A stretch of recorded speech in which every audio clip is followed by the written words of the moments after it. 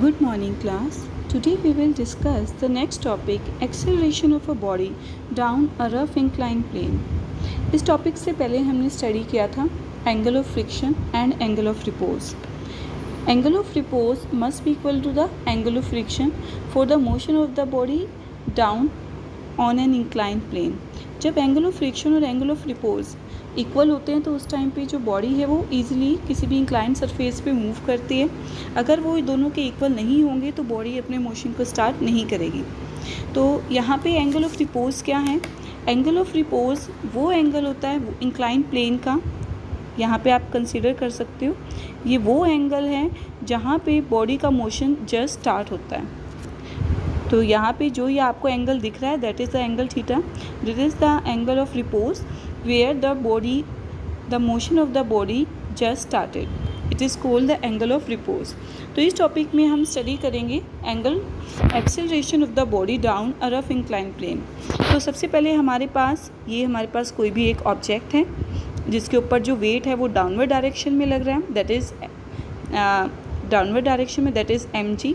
वो हमेशा हम जो वेट है वो डाउनवर्ड होता है बिकॉज ये हमेशा अर्थ के सेंटर की तरफ लगता है. अर्थ इसे अपनी तरफ अट्रैक्ट करती है किसी भी ऑब्जेक्ट को, इसीलिए जो वेट है वो हमेशा डाउनवर्ड एक्ट करता है. और रिएक्शन हमेशा बॉडी के सेंटर पे होती है तो इसलिए वो यहाँ पर होगी. अब जो हम कंडीशन क्या कंसीडर कर रहे हैं, बॉडी डाउनवर्ड. बॉडी कहाँ मूव कर रही है? डाउनवर्ड. तो बॉडी के ऊपर जो फोर्स लग रही है वो किस डायरेक्शन में होगी? इस डायरेक्शन में. तो जो यहाँ पर फ्रिक्शन होगा वो हमेशा according to law of limiting friction, जो फ्रिक्शन है हमेशा opposing force means applied force के अपोजिट डायरेक्शन में होगी. अब यहाँ पर हम जो वेट का फैक्टर है उसको रिजॉल्व करते हैं. It is mg cos theta and mg sin theta. तो अब यहाँ से देखो जो हमारा रिएक्शन वाला है, अब जो हमारा रिएक्शन है it will be balanced by mg cos theta. तो net force on the incline plane is F. तो नेट फोर्स कितनी है इंक्लाइन प्लेन पे? F. और F किसके इक्वल होगा? जो F है किसी भी बॉडी के मोशन को रिप्रेजेंट करता है. अब बॉडी का अगर कोई भी सरफेस पे फ्रिक्शन ना हो तो जितना भी हमारा mg sin थीटा फैक्टर है वो बॉडी के मोशन को सपोर्ट करेगा. बट अब यहाँ पे क्या है, फ्रिक्शन लग रहा है सरफेस पे अपोजिट डायरेक्शन में, तो इसीलिए mg sin थीटा में से हम f को माइनस करते हैं. इट मीन्स जितना भी बॉडी में मोशन होगा तो उसमें अप्लाइड फोर्स में से हमें फ्रिक्शन को माइनस करना पड़ेगा क्योंकि इतना ही फैक्टर किसी भी बॉडी के मोशन को सपोर्ट करता है. तो यहाँ से हमारे पास f है. f का सिंपल फार्मूला है मास इंटू एक्सेलरेशन, और यहाँ से ये किसके इक्वल हो जाएगा? mg sin theta. और f को हम यहाँ पे पुट करेंगे इस फॉर्मूले से क्योंकि हमारा जो न्यू होता है वो किसके इक्वल होता है? It is f divided by r. तो यहाँ से f का फॉर्मूला क्या हो गया? New r. तो यहाँ पर हम f की वैल्यू को यहाँ पर पुट करेंगे. अब नेक्स्ट स्टेप में देखो f को m दोनों साइड से कैंसिल आउट हो जाएगा फैक्टर. तो यहाँ से आपका a का फॉर्मूला आ जाएगा. a is equal to it is g sin theta minus mu k cos theta.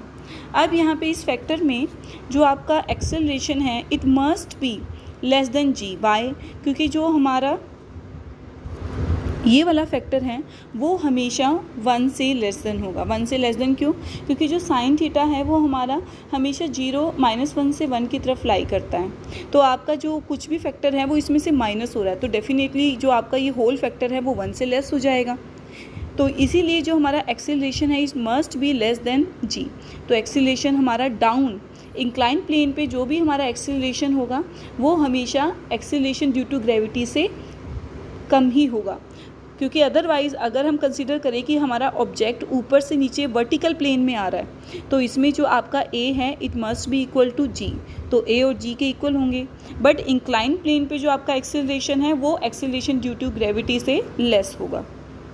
Now, let's find out the relation for the work done in moving a body over a rough horizontal surface. अब हम simple एक horizontal surface ले रहे हैं. ये हमारा एक horizontal surface है और इस पे हमें एक ऑब्जेक्ट को मूव करना है. तो हमें कितना वर्क डन करना पड़ेगा? तो हमारे पास ये क्या हो गया ऑब्जेक्ट? वेट हमेशा डाउनवर्ड होता है और रिएक्शन हमेशा बॉडी के सेंटर पे लगता है अपवर्ड डायरेक्शन में. नाउ अब हमें बॉडी को राइट साइड मूव करना है तो मुझे फोर्स लगानी होगी, और अगर जो इसमें फ्रिक्शन होगा according to law of limiting friction हमेशा पी के अपोजिट डायरेक्शन में होगा, मीन्स अप्लाइड फोर्स के अपोजिट डायरेक्शन में होगा। तो यहाँ से आपको क्लियरली मेंशन है कि जो आर है वो वेट को, आर है वो mg को बैलेंस कर रहा है। नाउ अब अप्लाइड फोर्स किसके इक्वल होगी, फ्रिक्शन, दैट इज़ न्यू के mg। हमने यहाँ पे k किस लिए यूज़ किया है, क्योंकि हमें बॉडी को मूव करना है, इसीलिए हमने कोफिशिएंट ऑफ काइनेटिक फ्रिक्शन को यूज़ किया है। अब सिंपल वर्क डन का फॉर्मूला लगा दो, फोर्स इंटू डिस्प्लेसमेंट, फोर्स है p और डिस्प्लेसमेंट है s, तो यहाँ से f इंटू एस आ गया, f की वैल्यू हम पुट करेंगे यहाँ से mu into mg into S, तो ये हो गया हमारा वर्क डन का relation. Now next topic is along an incline plane. अब हमें क्या करना है, हमें किसी भी बॉडी को एक इंक्लाइन प्लेन में अपवर्ड डायरेक्शन की तरफ मूव करना है, मीन्स ये क्या हो गया, अप मोशन। तो ये हमारे अप मोशन के लिए टॉपिक है। तो यहाँ पे हम क्या कंसीडर करेंगे अगेन, क्योंकि देखो इन सब चीज़ों में जो कंडीशंस है वो सब सेम हैं, बस क्या है यहाँ पे आपकी अप्लाइड फोर्स और जो फ्रिक्शन है उसकी डायरेक्शन अपोजिट है। देखो ये हमारे पास ऑब्जेक्ट है, वेट डाउनवर्ड हमेशा एक्ट करता है towards the centre of earth, reaction body के सेंटर पे लगता है। अब अगेन वही हम वेट को यहाँ पे रिजॉल्व करेंगे, एक mg cos थीटा फैक्टर हो जाएगा और एक mg sin theta. mg cos theta इस डायरेक्शन में होगा, mg sin थीटा इस डायरेक्शन में।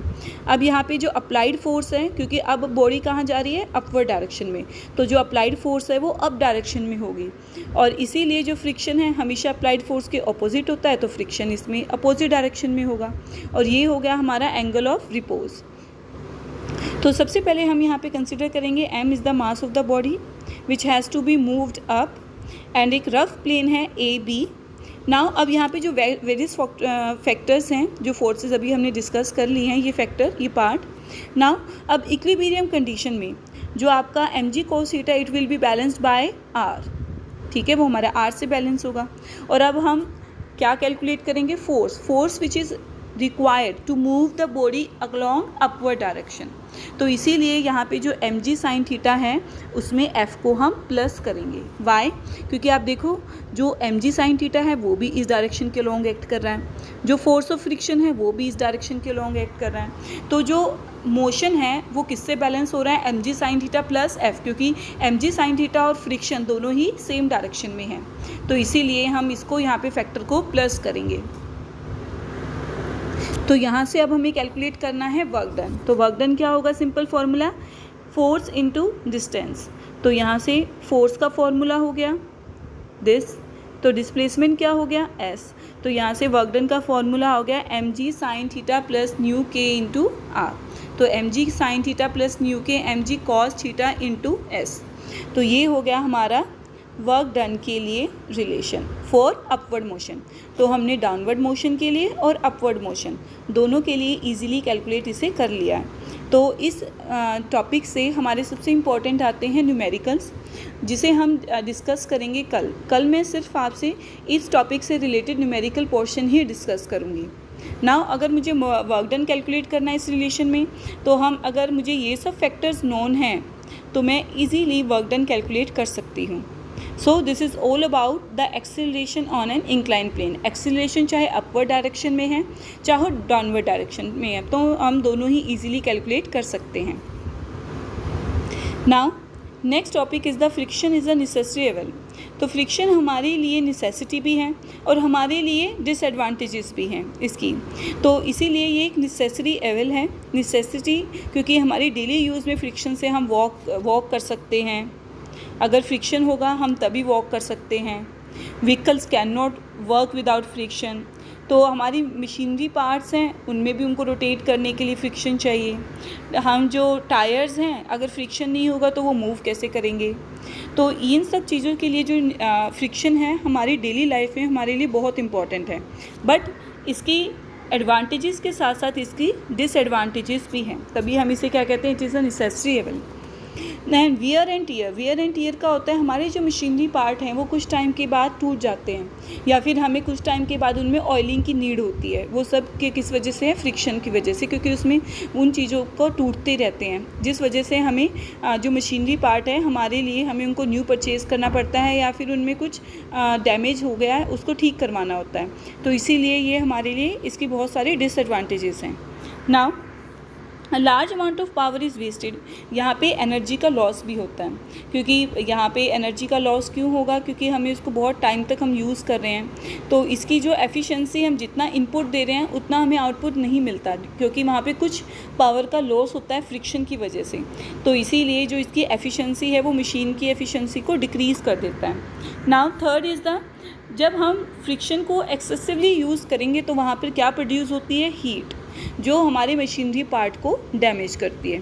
तो इस फ्रिक्शन हमारे डेली लाइफ में हमारे लिए नेसेसिटी भी है, बट ये साथ साथ हमारे लिए हार्मफुल भी है, मतलब हमारी चीज़ों को डैमेज करता है। तो इसीलिए फ्रिक्शन क्या है?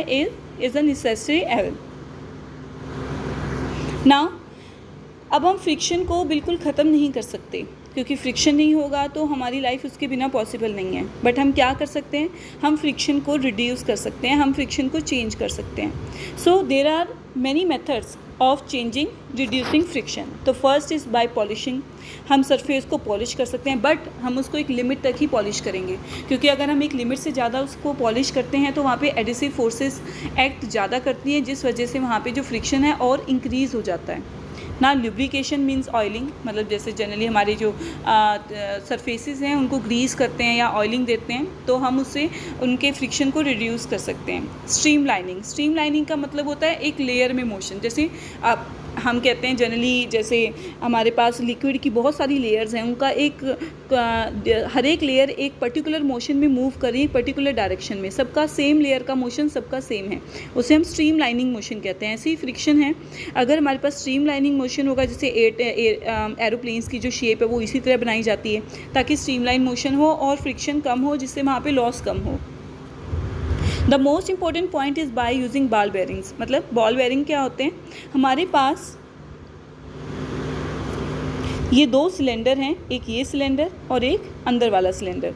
इनके बीच में हम स्टील के सर्कुलर बोल्स यूज़ करते हैं। तो जब हमारा फ्रिक्शन, जब हमारे टायर्स मूव करते हैं, क्योंकि हमारा जो बाहर वाला जो ये सिलेंडर है वो हमारा टायर के साथ अटैच होता है और जो अंदर है वो एक्सल के साथ। तो जब हमारा ये टायर्स मूव करते हैं तो ये जो बेयरिंग्स हैं, ये सर्कुलर बोल्स हैं स्टील की, ये मूव करती हैं। तो ये स्लाइडिंग फ्रिक्शन को कन्वर्ट कर देती है रोलिंग फ्रिक्शन में। स्लाइडिंग को कैसे? क्योंकि अगर हमारे ये सिलेंडर मूव करेंगे तो ये एक दूसरे की सरफेस पे स्लाइड होंगे, जब वो रोटेट करेगा हमारा व्हील, तो इससे स्लाइडिंग फ्रिक्शन से क्या होगा? हमारे जो टायर्स हैं, जो अंदर जो सिलेंडर है, वहाँ पे लॉस होगा, हीट लॉस, तो हमारे वहाँ पे वियर एंड टेयर भी होंगे। तो इसी तरह से इस लॉस को रिड्यूस करने के लिए हम ये सेंटर में रोटेट करने के लिए स्टील बॉल्स लगाते हैं, जिससे हमारा जो स्लाइडिंग फ्रिक्शन है वो रोलिंग फ्रिक्शन में कन्वर्ट हो जाता है, क्योंकि ये रोल करेंगे तभी ये हमारे जो इनर और आउटर सिलेंडर है ये मूव करेंगे। तो इस तरह से हम फ्रिक्शन को रिड्यूस कर सकते हैं। And by using anti friction alloy, हम ऐसे अलॉय यूज़ कर सकते हैं। जनरली अलॉय क्या होते हैं? जो आपके डिफरेंट मेटल्स हैं वो कंबाइन होते हैं, तो जिससे हम उसके फ्रिक्शन को रिड्यूस कर सकते हैं। एयर कुशन्स को हम यूज़ कर सकते हैं इसे ना। ये तो हो गया कि हम फ्रिक्शन को रिड्यूस कर सकते हैं, बट कई जगह हमें फ्रिक्शन ज़्यादा चाहिए होता है, तो हमें उसे इंक्रीज़ करना होता है। Now here are some methods by which we can increase the friction. तो सबसे पहले है ट्रेंडिंग ऑफ टायर्स। हम जो फ्रिक्शन को कैसे इंक्रीज़ कर सकते हैं? हम वहाँ पे एक सिंथेटिक टायर्स यूज़ करते हैं, उनकी रबड़, सिंथेटिक रबड़ है नेचुरल रबड़ से, जिससे हम उसके कोफिशिएंट ऑफ फ्रिक्शन को ग्रेट इंक्रीज़ कर सकते हैं, जिससे फ्रिक्शन इंक्रीज़ हो जाएगा। हम जनरली क्या करते हैं कि अगर हम जैसे स्नो जहाँ पर ज़्यादा होती है वहाँ पर हम जो रेत है उसको फैला देते हैं, या फिर आपने देखा है गाड़ियों के जो टायर्स हैं वहाँ पे हम चेन यूज़ करते हैं, जिससे जो फ्रिक्शन है वो इंक्रीज़ हो जाए। और on a rainy day they are ऐसे ही, अगर कोई जहाँ पे बहुत सारी बारिश होती है तो वहाँ पे भी फ्रिक्शन बहुत ज़्यादा हो जाता है। फ्रिक्शन बहुत रिड्यूस हो जाता है, जिसकी वजह से वह हमारे पैर वहाँ स्लिप कर सकते हैं। तो वहाँ पे भी हम क्या यूज़ करते हैं? सैंड, जिसकी वजह से हम फ्रिक्शन को इंक्रीज़ कर सकते हैं, जो हम ईज़िली मूव कर सकें। सो this is all about the motion and the friction. कल हम नेक्स्ट टॉपिक में डिस्कस करेंगे ओनली न्यूमेरिकल पोर्शन।